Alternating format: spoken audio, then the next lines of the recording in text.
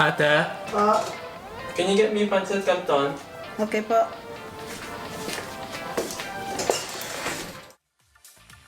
The 17th edition of Cinemalaya Film Festival kicks off next month. And here on New Day, we continue our discussion with filmmakers of this year's entries. Now, our focus film for today is Ate O.G. And it's about how an aging house helper copes amid the pandemic. With us now here on New Day is director Kevin Mayuga. Good morning. Direct Kevin, Hi, thank you so morning. much for joining us. Thank you so much for having me. It's great to be here on New Day. Okay, so Direct, we've been hearing, this OG a lot these days. I mean, it could stand for, some say like original, or some say it's also original gangster.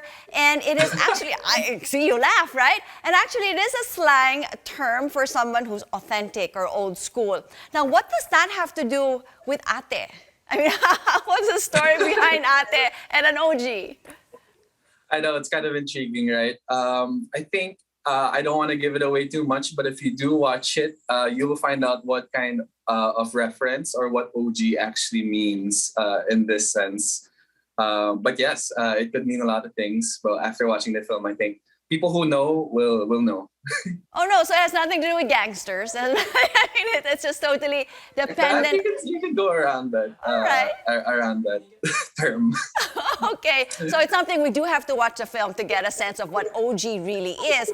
And we've been seeing actually a lot of films direct about the pandemic, that's happening.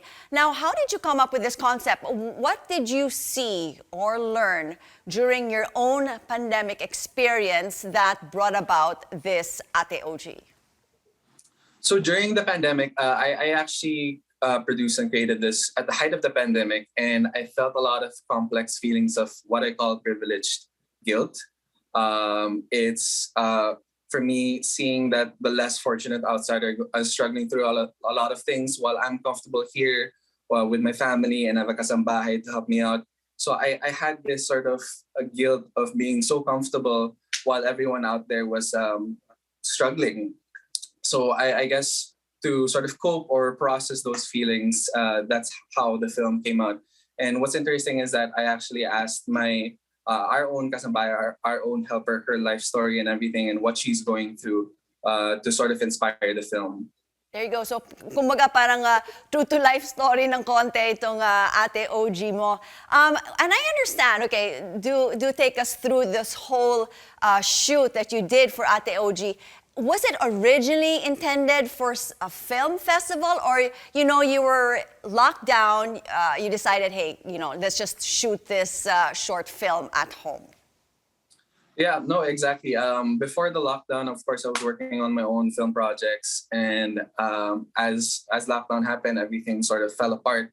And I just wanted to make something. I just wanted to turn these complex feelings into some sort of art or some sort of film. Of course, as a storyteller, this is what came out, and I just decided, you know what? Let's just shoot with whatever I had, whoever was available. Try to come up with a story, and of course, make sure that the story came from something that I felt that was true. And that's how I sort of came about it. Okay, because I saw your Facebook post and I really loved it. I was like, what? It actually made it, in a film festival in Cinemalaya. You sounded so excited. Okay, now focusing on you.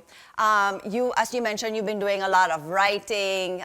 Now you actually want to start focusing more on filmmaking. What would you say would be your dream storyline or something you really want to pursue in the future? What I'm really working on right now, one of the projects that I really want to do is about this sort of web series centered on the life and lifestyles around the south of Manila, which is the Alabang area.